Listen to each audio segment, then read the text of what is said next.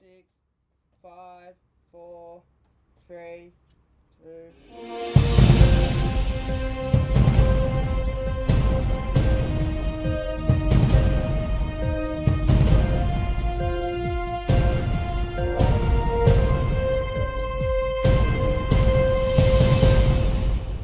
Hi, welcome to Newsline, going out live on Channel 31 in Melbourne.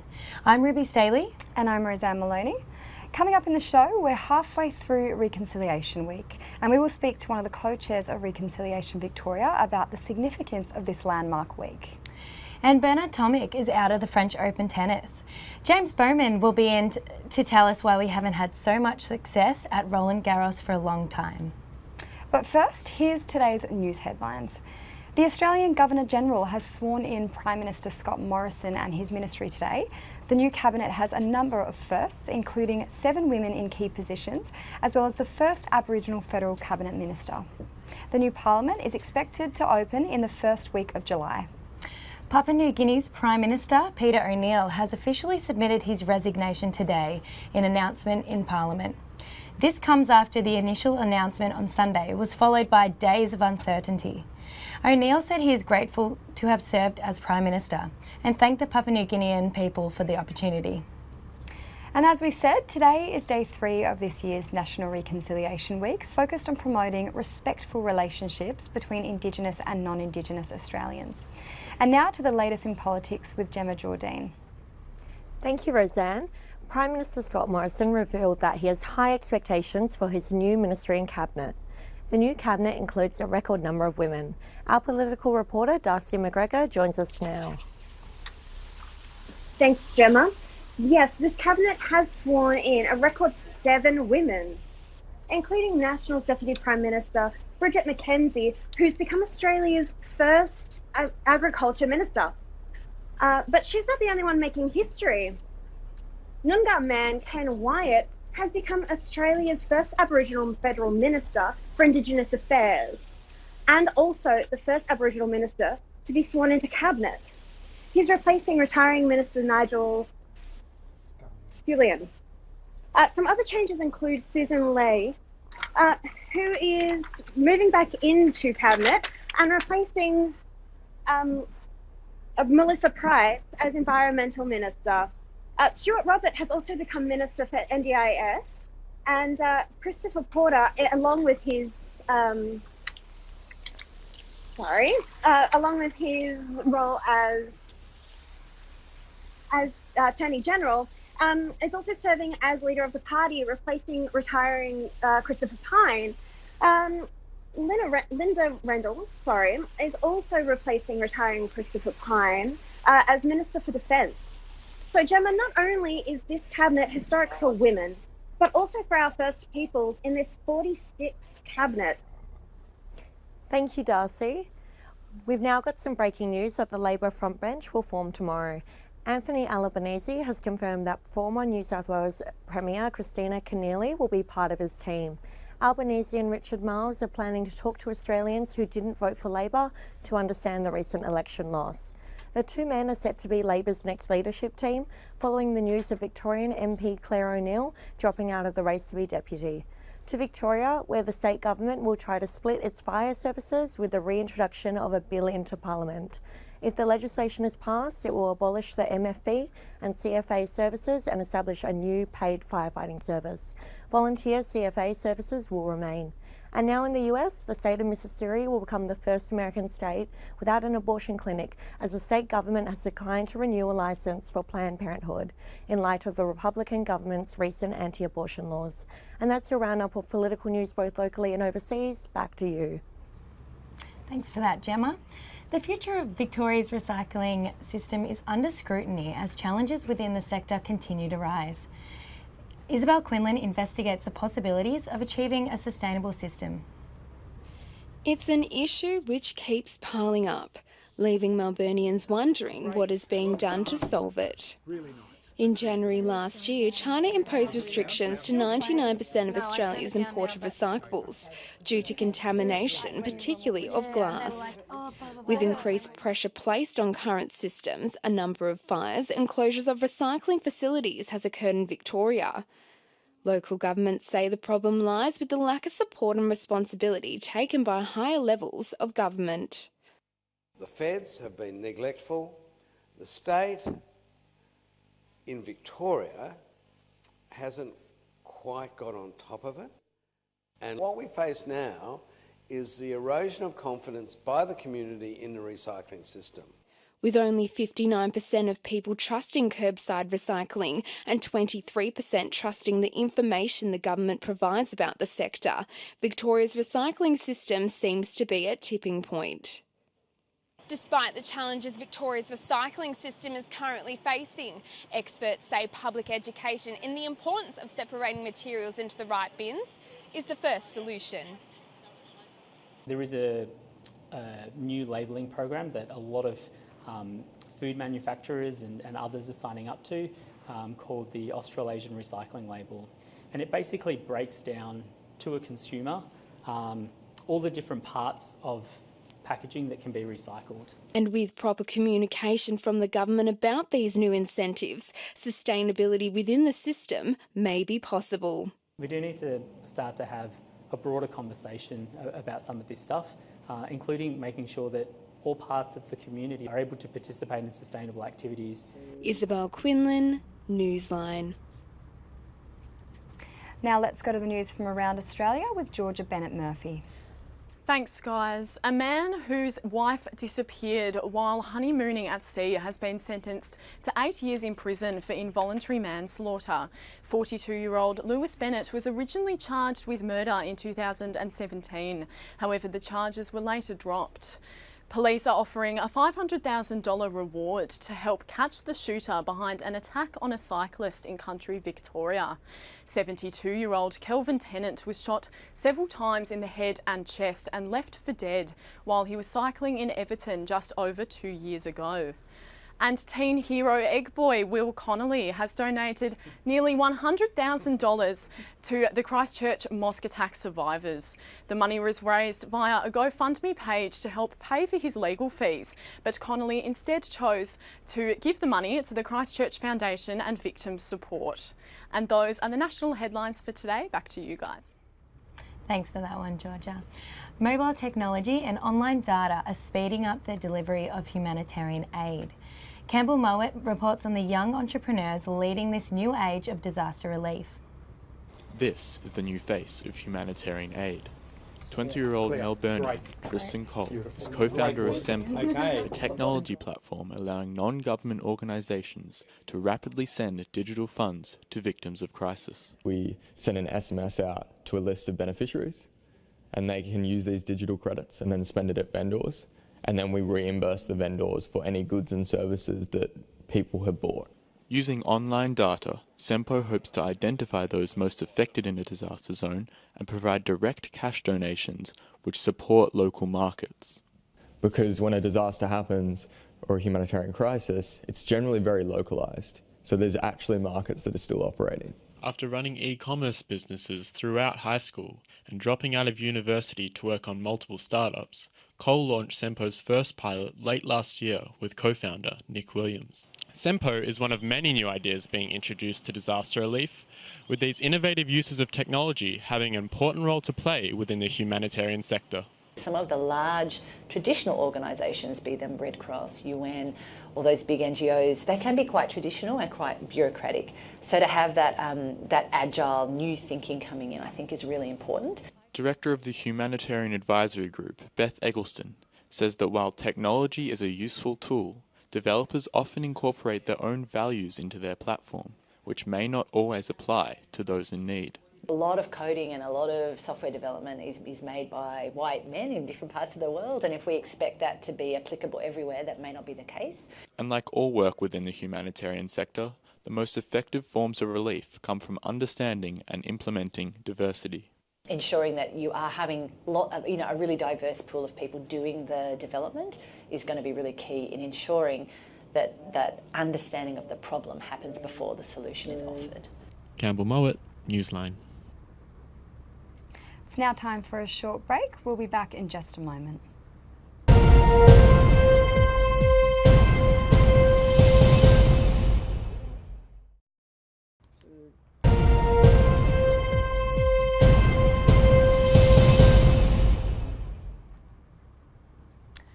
welcome back to Newsline. The time is 4:12. And now it's time for international news with Katie Martin. Thanks, guys. An Australian Navy helicopter has been targeted by laser shots in China. The pilots were hit by the lasers while exercising in the South China Sea, with witnesses saying it forced them to land as a precaution. While the possibility of the UK leaving the European Union with no deal seems more and more likely following the European Parliament elections, Labour Party leader Jeremy Corbyn is expected to back a second Brexit referendum in the next few days. The UK's exit is still scheduled for October 31st. The fatal US twisters that have already taken the life of one person and injured at least 130 others have ravaged 8 states, travelling east, hitting Indiana with 14 suspected tornadoes. To the west, tennis ball-sized hailstones have rained down on Nebraska. 3 people have been confirmed dead following Tuesday's stabbing attack at a bus stop in Kawasaki City in Japan. The attacker approached a group of children and slashed at them before taking his own life. 17 other people were injured, most of them school children. US President Donald Trump offered condolences to families as he wrapped up a state visit to Japan. That's your international news update for now. Back to you guys. Thanks for that, Katie. Australia is the first country to introduce designs for practical hygienic and dignified toilets for the disabled. Carly Smith reports these toilets must include a hoist and a full-length change table. Outings for people who rely on such facilities are often impacted due to lack of accessibility. There are currently only 85 fully accessible toilets provided across Australia. I mean, it reaches a point where, okay, maybe my husband and I could somehow change him, but back of the car is pretty impossible these days. You know, on the floor in someone's office, you know, if we ask really nicely if there's a space to change him, we hurt ourselves with that sort of thing. She says many people have had to resort to desperate means just to get their child toileted. I know of families who have, desperate measures had to change their child on the floor of a disabled toilet, and the dignity of it all, it's just so unhygienic. Changing Places is an organisation that advocates for fully accessible public toilets. They have encouraged popular places, including Hamer Hall, to provide such facilities. Their toilet layouts and designs are now being used as a guide and expectation in the new construction code. There are about 330,000 Victorians who are unable to use standard accessible toilets, so this new class of toilet would be fantastic. Now, this is just one of 2 places that provide fully accessible toilets within Melbourne CBD. However, the new construction code states that any future development to most major public facilities across Australia must include toilets such as this. It's not just getting it accessible for Casper, but just having him included with our activities and outings, and that's awesome. Changing Places hopes to increase accessible toilets in already established places, including hospitals and local football grounds, so everyone may be accommodated for. Carly Smith in Melbourne Newsline. And now to finance with Campbell Mowat. Thanks, Ruby. The Australian share market opened with dipping down to 0.82% early this morning.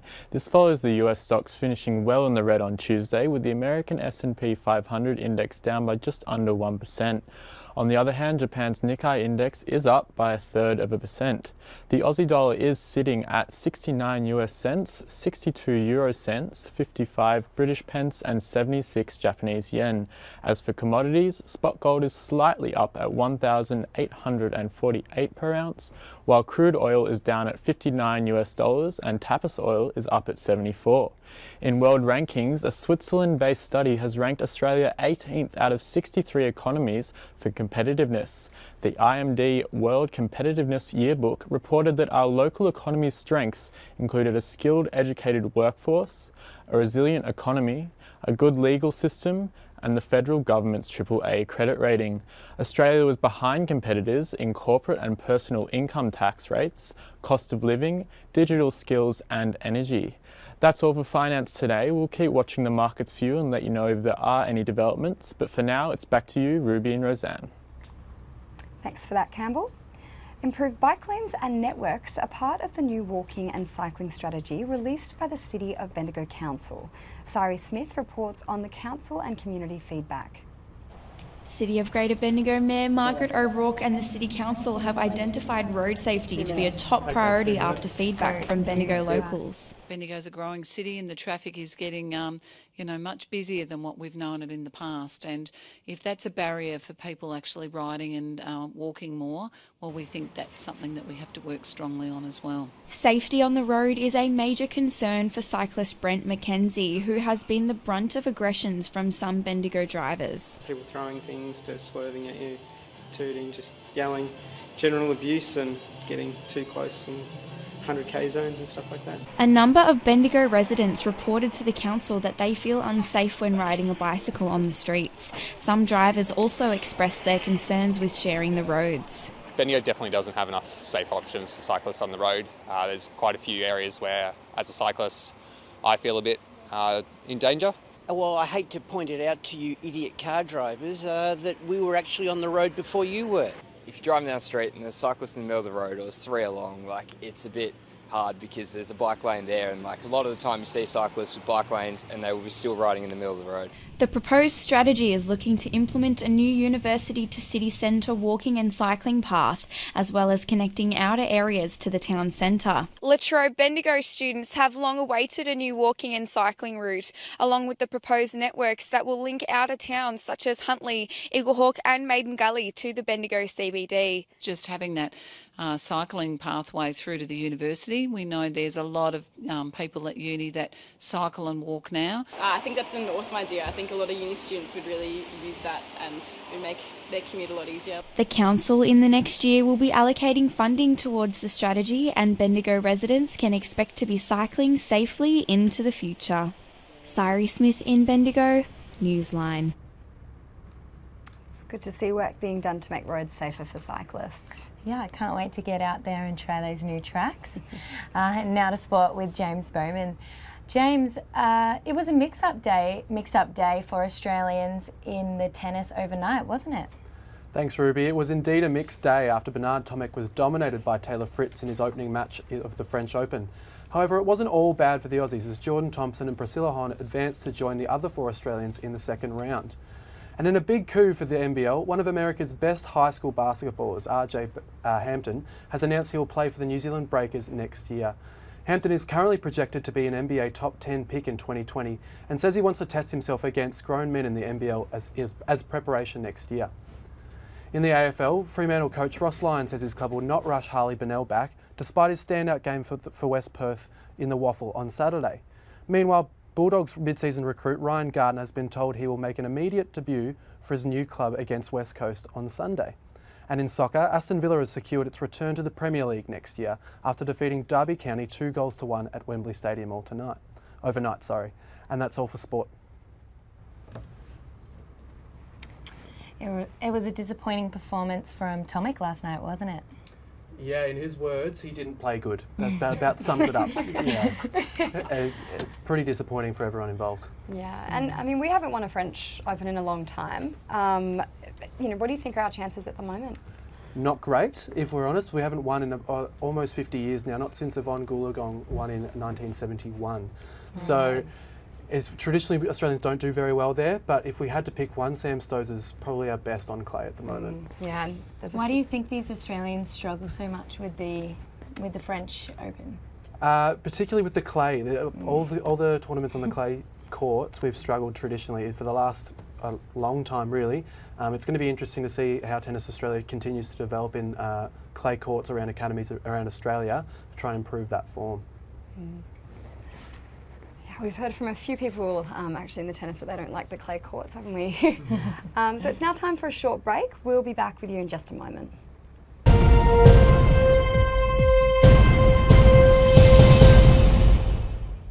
6, 5, 4.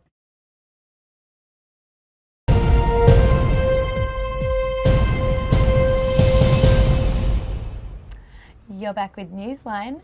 The time is 4:23. Here are your news headlines.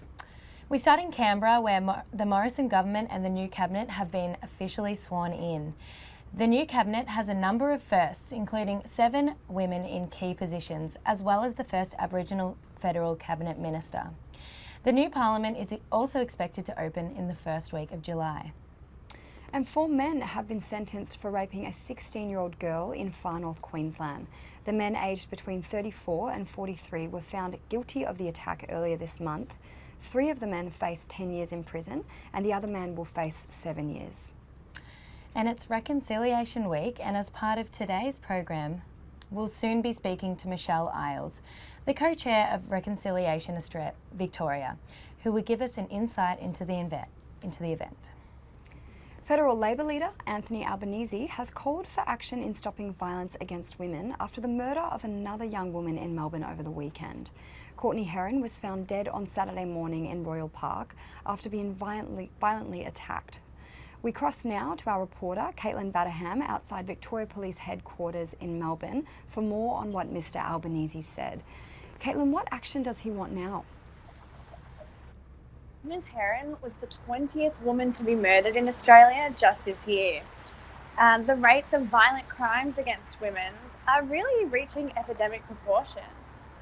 So Mr Albanese has suggested a summit bringing together experts as well as people that have been affected by violence to actually spark some real change. Whether this comes in the form of harsher penalties for those who inflict violence, or whether this means increased safety measures in the city, remains to be seen. Have we heard any response from the federal government about the need for a national summit? There's no official response from Prime Minister Scott Morrison yet. However, the government did introduce the national plan to reduce violence against women and their children in March this year. The 3-year plan got $238 billion in funding. So hopefully this means that if a summit does go ahead, it will receive backing from the federal government. And are rates of violence against women increasing, Caitlin? Unfortunately, they are. 1 woman every week in Australia will die at the hands of their current or former partner. 1 in 4 women has been emotionally abused. 1 in 5 has experienced sexual harassment, and 1 in 6 has experienced stalking. And these figures paint a pretty scary picture for women and everybody who live in our city. So hopefully a summit or any kind of action from the government or from the police will be really welcome, because everyone deserves to feel safe where they live. Thanks for that, Caitlin. Those are some staggering numbers. Yeah, it's hard to think that we still have to hear more news about these sorts of things around Melbourne and Australia. Anyway, for that matter. Before we move on, if you or anyone you know is struggling with these issues, please call Lifeline on 131114 or go to whiteribbon.org.au. Thousands of parents who lose babies during or just before birth are getting help to deal with the emotional impact. Katie Martin reports on the work of Angel Gowns Australia, a group of talented seamstresses passionate about changing the way we think about pregnancy loss. Across Australia, dedicated women volunteer their time to give to babies who had no time at all. Constructed from donated wedding dresses, volunteers sew these tiny burial gowns for stillborn babies. It's just good to be able to produce a garment and supply it to a family. The reward of knowing you've done something to help. Angel Gowns Australia's work has gained significant attention since their creation 5 years ago. All wedding dress donations have been suspended indefinitely as the charity struggles to control stock. People want to help, they've donated their gowns. It just means we don't have enough seamstresses to convert them all into angel gown garments. And we have a stock of angel gown garments because, thank goodness, there's not as many babies passing away now as there used to be. But despite the hard work of Robin and so many other women to provide even a little comfort to parents in their time of grief, a stigma still surrounds pregnancy loss. Even 30 years ago, we were still being told to go home and forget about it and have another one. You can never forget the loss of a child. Never. Never. And some women never, ever, ever get over it. But that's life too. SANS Australia is a charity supporting those affected by miscarriage, stillbirth and newborn fatalities. Bereaved parents are often not given the space or permission to grieve in a healthy way. They're often pressured by people to get over it and move on quicker than they can do.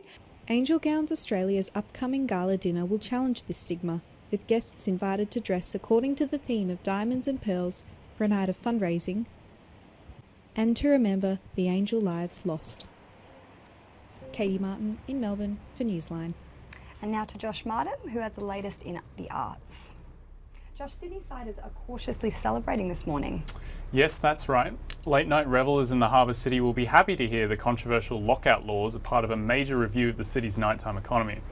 The review will consult police, health, community, entertainment and live music groups on the effectiveness of the laws 5 years after they were implemented. And don't get too excited though. New South Wales Premier Gladys Berejiklian has made no promises in relation to the report, set to be completed in late September.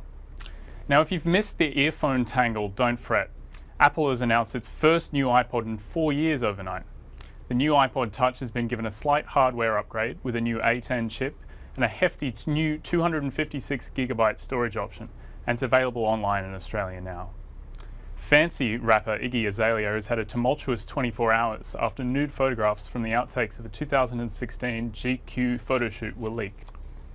Azalea has vowed to press charges against those responsible for the breach and has deleted all of her social media accounts overnight. And that's all in the arts world today. Back to you, Ruby and Roseanne. I don't know about you, Roseanne, but I'm pretty excited for the new iPod Touch. Oh, yeah, I suppose I'm pretty excited as well. I remember my first iPod that I actually got when I was younger. I remember opening it up under the Christmas tree. It was a very exciting time. Very long ago now. Now it's time for a short break. We'll be back in just a moment.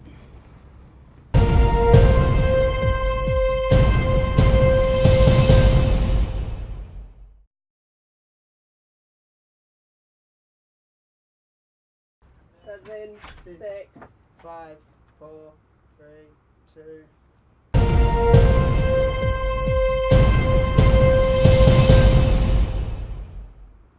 Welcome back. I'm Isabel Quinlan. It's Reconciliation Week and we are looking at what local councils are doing to make a difference. Darcy McGregor reports. Through implementing reconciliation action plans, organisations are provided with a framework which supports the national reconciliation movement. This means local councils could play an important role by introducing a reconciliation action plan. Councils like Hepburn Shire. We've gone ahead in the last year as a council since we've adopted a reconciliation action plan. Action plan is the word. And we've put the flag up, we've signalled to our community that we want to do something. Most local councils in Victoria are yet to introduce a Reconciliation Action Plan, or RAP. In Victoria, Aboriginal and Torres Strait Islander peoples make up just under 1% of the population. This means almost 58,000 Victorians could benefit if their local government implemented a RAP. Lack of understanding and knowledge are barriers in reconciliation between Aboriginal and non-Aboriginal people or Australians, and it's more of a fear factor, not understanding the challenges of our true history. Reconciliation Australia has formally endorsed 13 reconciliation action plans in Victoria's local councils. Although not formally endorsed by Reconciliation Australia, 24 local governments in Victoria do have a RAP that has been implemented. Of the 55 remaining local councils in Victoria, 20 are in the process of creating or implementing their first RAP, and 35 have no RAP and are not in the process of implementing one. There have been some councils that have really failed over many years to engage with their local Aboriginal communities, and the Reconciliation Action Plan format has really brought to the forefront for many councils a mechanism to sit down with local Aboriginal people and map out a plan that delivers respect. Darcy McGregor, Newsline. On this Reconciliation Week, let's just take a step back for a minute and look at the origins of the week and why we have it. I'm now joined by co-chair of Reconciliation Victoria, Michelle Isles. Thanks for joining us today, Michelle. Thank you, Isabel. Great to be here. So, what is Reconciliation Week? Well, Reconciliation Week came out of a people's movement that responded to, I guess, a lack of equity and a need for truth-telling in our community about the experiences of Aboriginal and Torres Strait Islander peoples. So Reconciliation Week happens between the 27th of May and the 3rd of June each year. And that's bookended by two really important dates in history. Can you tell us a little bit about those important events? Certainly. So the 27th of May marks the 1967 referendum, and that's when the majority of Australians voted to include Aboriginal and Torres Strait Islander people in the census, but it also meant that the Australian government could then make decisions on behalf of Aboriginal people as citizens. The other important date is, of course, Mabo, so that's the 3rd of June.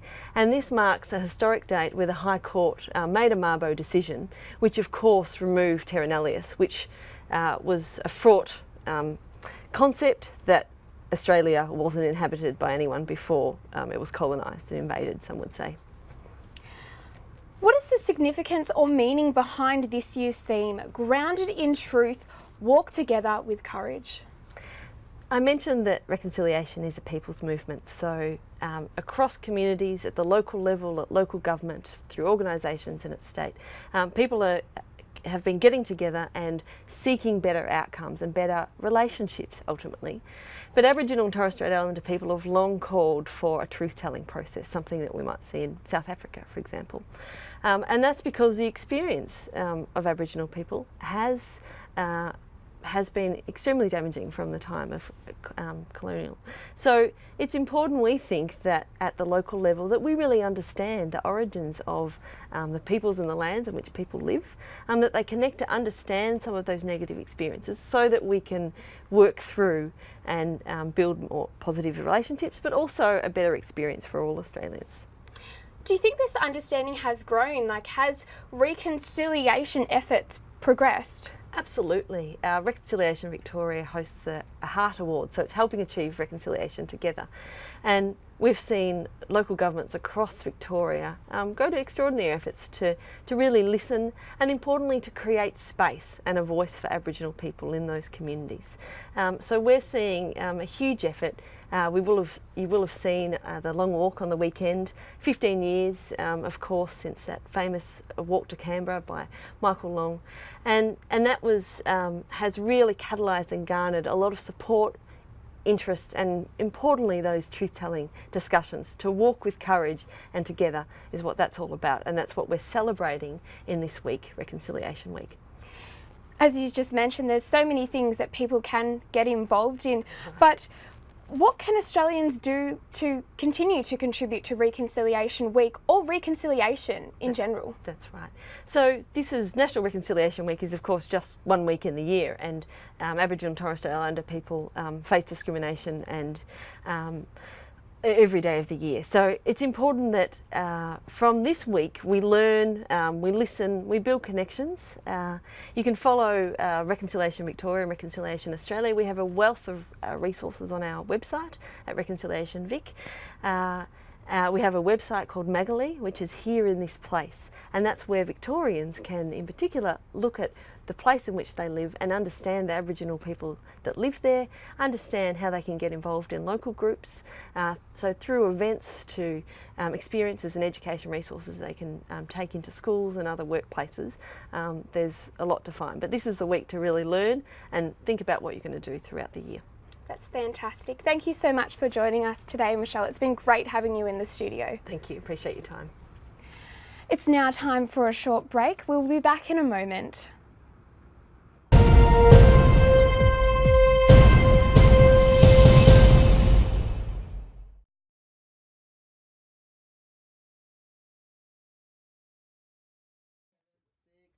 Five, four, three, two.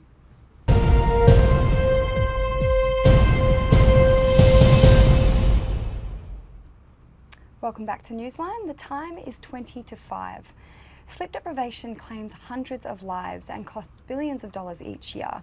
As Rachel Nayo reports, the Australian government has made the issue a national priority. According to the National Sleep Foundation, a person aged between 18 and 64 should be getting between 7 to 9 hours of shut-eye a day. a report published by the University of Adelaide showed that people were in fact getting the recommended hours. How then are we still sleep deprived? Yes, 7 to 9 is good, but some people might be short sleepers and they might only really need 6 hours a night to function adequately for them at their level of, expectation, and some people find that they need 9 or 10 hours a night. You may not be having a good quality of sleep, so sometimes people might sleep for 7 to 9 hours per night, but they might not be having what we call consolidated sleep, so they might not be going down into deep sleep and staying in certain stages of sleep. The same report showed that 40% of the surveyed demographic took naps at least twice a week, which may not be as beneficial as most people think. A nap is okay if you keep it short. So we would recommend keeping a nap shorter than 30 to 45 minutes. So we don't want you to fall into a deep sleep. We just want you to have a little bit of sleep so that you do feel a bit refreshed. For many of us, as long as we clock the number of sleep hours we're supposed to, we believe that what we do before sleep shouldn't matter. This might mean clearing backlog work or just another episode on Netflix. Such activities keep our brains active even after going to bed, and thus might not give us the rest that our body actually deserves. That being said, many people are starting to make conscious efforts to keep habits that can help them sleep better. Exercise and getting a lot done in your day. Stop being a perfectionist, because then that'll be great. Then I'll settle for getting whatever mark I get, and then I'll sleep more. So not having my phone, no technology, and I think reading. While people are aware of what positively affects their sleep, Australia's sleep deprivation problem is far from being solved. Until then, this conversation is clearly not over yet. Rachel New in Melbourne for RMIT Newsline. I know, I've definitely experienced some sort of sleep deprivation, especially when this sort of end of the semester when things start getting a bit stressful. Have you ever experienced some sort of sleep deprivation? Definitely. I feel like a lot of people have probably experienced it at some point in their lives. I guess for me, I sort of experience it when I'm not taking control of my sleep or trying to make sure that I'm getting regular sleep or having a regular sleeping pattern. Yeah. I actually have a housemate of mine that was having a similar problem, and he ended up reading a book about sleep, which is really lovely. His mum bought him one of those little incensey things that sort of burns on the side, and like an electric blanket, all those the necessities that you need. And basically the book said all these different pointers, making sure that first thing in the morning you get outside and get morning light, because we're like plants. Supposedly morning light's the best for us. And then things like, keep making sure the room's dark when you go to sleep. Or not having a phone next to you and stuff like that. So important, which I feel like a lot of people I know. probably don't. I'm terrible at that. It's really hard, yeah. I mean, the time that you have free most of the time is just before bed. So, Exactly. you're going to pick up your phone and have a bit of Got to break scroll. out of those habits. Literally, yeah. What do you do when you sort of need to? I try to drink a glass of something warm, and it settles me. I also listen to quiet music, does the trick usually. Yeah, but I mean, when times are stressful, it's hard to turn off. It definitely is. Yeah, I think it is. Yeah, that's for sure. And now for some science news. The latest in science with Isabella Krebit. Thanks, guys. An asteroid came closer to Earth than the Moon on Tuesday morning. NASA asteroid trackers say it was travelling at around 42,000 kilometres per hour. According to scientists, the distance from Earth to the asteroid was 85% of the way to the Moon, a close scrape indeed. The last male Sumatran rhino in Malaysia has died, leaving the future of the critically endangered species in question.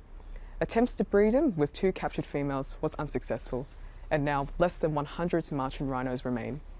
It is believed the rhino, named Tam, died of old age.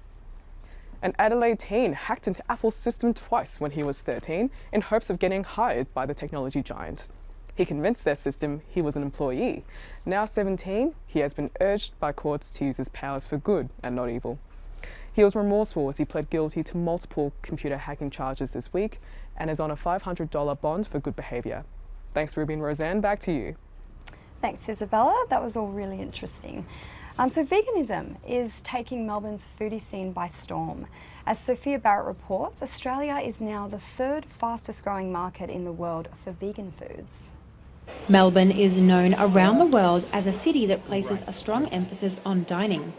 Our culture of eating a diverse range of foods has opened its arms to the vegan diet, with more and more vegan eateries popping up across the city.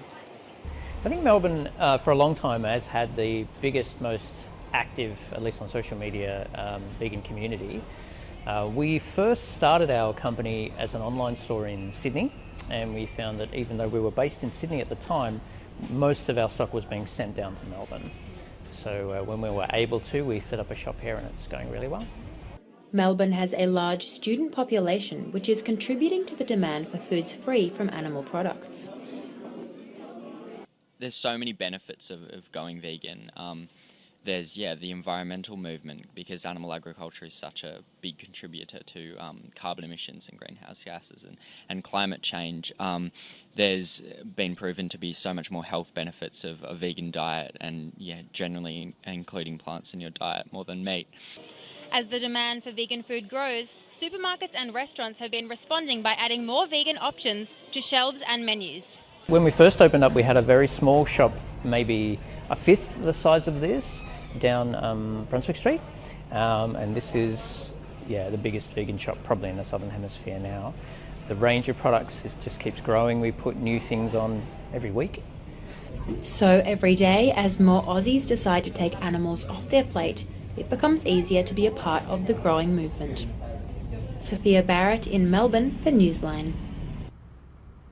That's definitely some good news for vegans all around Australia. Now, we've got Sophia in the flesh here to tell us a little bit about the weather. Sophia, it was quite cold today. It was. Winter has well and truly kicked in early. Today we saw a top of 12 and gusty winds throughout the day with showers. This morning, speed limits were reduced to 60 on the Westgate Bridge due to winds reaching 45 kilometres per hour. Ski resorts had their first major snowfall today. 30 centimetres of snow has already accumulated on Mount Hotham, with more expected to come. Today was 3 to 5 degrees below average for most of Victoria, and tonight will hit a chilly low of 7 degrees. Tomorrow will keep up the cold weather, reaching a low of 10 and a top of 12 degrees. There's an 80% chance of showers and possible hail in the morning. On Friday, severe widespread frost can be expected along the Great Dividing Range. In Melbourne, we'll see a top of 15.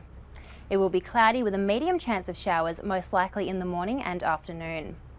Saturday will be the first day of winter this year, and the weekend will rest at a top of 15 with a chance of showers and light winds. Canberra yesterday shivered through its coldest May Day since 2000, with an average of just 7 degrees. But things are looking up, with temperatures in Canberra reaching 16 later on in the week. That's all for this week. Back to you guys. Thanks, Sophia. The Melbourne City Council has introduced new and tougher rules for buskers. They include public auditions and a cut in sound levels for street performers, as Sai Ravi Shankar reports. Melbourne's vibrant busking scene attracts talents of all ages. Tanya George speaks to us about the public audition process. Yeah, it's basically Bourke Street, they want to keep a standard of buskers, and they just want to make sure everyone's at that standard.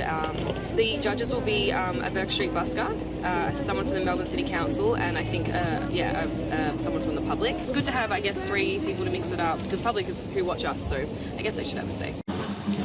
Melbourne has a long history of busking, so much so it's become part of the city's culture.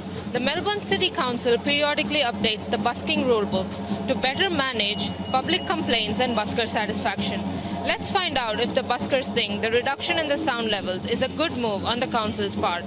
When they test us for sound, we have like the trams around us and people walking, or maybe the bells or the sirens, so it's very hard to judge the sound, which makes it hard for us because we can get in trouble for being a bit loud, but it's very tricky, and we wish that they were just a little bit more leeway would be great.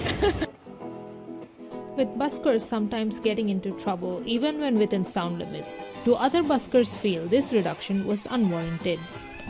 I'm happy with the reduction with the levels, because they are pretty fair. They'll come and check out and see how the levels are. When it is too loud, people do get annoyed. If you've got a nice ambience, it's quite nice. I can understand why they would do that. I think as long as the buskers are respectful of the people around them and the shops, I think it's fine. I don't think they needed to really reduce it anymore. To be honest, we kind of don't really keep up with the rules and regulations. We just kind of do what we do until we get told off, and if we get told off, we just adhere to the rules that they tell us off. Many talented artists turn to busking not only to earn money, but to bring their talent forward. Only time will tell whether the new rules will leave them fighting to be heard. Sai Sri Ravishankar in Melbourne for RMIT Newsline. With the final weeks of semester 1 looming, the pressures of meeting deadlines is increasing. And in the past 12 months, 83% of students said that their stress had a significant impact on their studies. I'm now joined by RMIT's Media and Communications Lecturer and Industry Fellow, Phil Kafkalidis, to give us a little bit more insight into the issue. Thanks for joining us today, Phil. My pleasure, great to be here. No worries. In recent years, have you seen an association between student stress levels increasing near the end of the semester? Oh yeah. Last week, it's like crazy, especially when you do silly things like run current affairs shows. You know, it is really a tough time. But the good side is that once you get through to the other side, once you've done something like this, it's party time. You know, it's such a...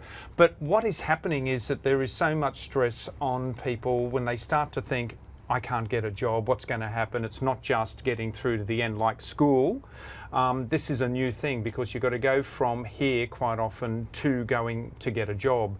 So people have all these weights on their heads, and that's really a shame because there are jobs out there and the good universities are really working to get you into those positions with internships and stuff. So what I try to say to students is, yeah, you can feel really stressed, but you know what? You're pretty good, you're going to get work, you're not going to be sitting on a corner homeless, you know, you really aren't. You're just going to keep working hard and you should be okay, you know? Yeah. So you've just sort of said a couple of reasons, or quite a few reasons. Do you think that would be the main things, or do you think there's sort of things outside that, you know, why students would be feeling that pressure as well? Well, look, there is a pressure students put on themselves as well about things like, you know, what your scores are, that if I don't get a high distinction in every assignment, then I'm not going to be any good at anything. I'm no good myself, you know, and the thing is that's just not true. It is a learning experience. So we need to get our head out of the perfection mode and just realise that you're here for learning. And that's a really important thing. But we're also aware that so many students have a personal life as well. You're going through a period where many people are having their first partners, they're moving out of home, they may not feel they have a great deal of self-worth. There's a whole lot of things that go into people's minds at this time of the year. So when it comes to stress and being a student, we're all aware of it, everybody's been through it, and just give yourself a break, you know? Yeah. We've definitely been through that. Have you seen any sort of change in the quality of work towards the end of the semester? Do you think it lessens or no, it gets better? It's a funny thing. I mean, if we, as the lecturers, are doing our job right, the quality of the work should always be getting better. And you know what? It does. It gets better from day to day. And with the TV shows that we've been producing recently, just from rehearsal to on air, the difference is huge. And, you know, I mean, you look at you two guys. You guys are fabulous presenters. And if you're watching Channel 7, hire them, all right? It's really important. But the thing is, it does. It just gets better and better as we move on. So the quality doesn't go down. Occasionally you see a student who gets a bit tangled up and doesn't submit assignments because it's just too much. And so we try as lecturers to take a bit of time with that person and say, you're fine, there's no need to get tangled up, you're nearly there, you're nearly at the line, you're going to get through, just, you know, how can we help you, you know? But that's when that happens, you just know we've got to manage that, got to help. And what sort of, you know, support systems do you think that students could implement to reduce those levels as well? You know what I love to see is when students help each other, and it is such an important thing. Like, you know, when I did a study about grief and trauma, and one of the things that happened is that quite often journalists will assist each other. They will help each other when something bad happens. And I always tell this story about when I was a court reporter and I covered a court case that was horrible, and I just felt so weak because I thought, I went home and cried, and my wife got really upset about it, and she said, go in and talk to the other journalists there, go and talk to your boss. And they were so supportive. Peer support is so important, and you know what? That is so true. Support each other, guys. Yeah. Perfect. Thanks so much for joining us, Phil. This is Newsline on Channel 31, and this is all we have time for today. I'm Ruby Staley. And I'm Roseanne Maloney. We'll have more Newsline current affairs for you at this time tomorrow. Until then, goodbye.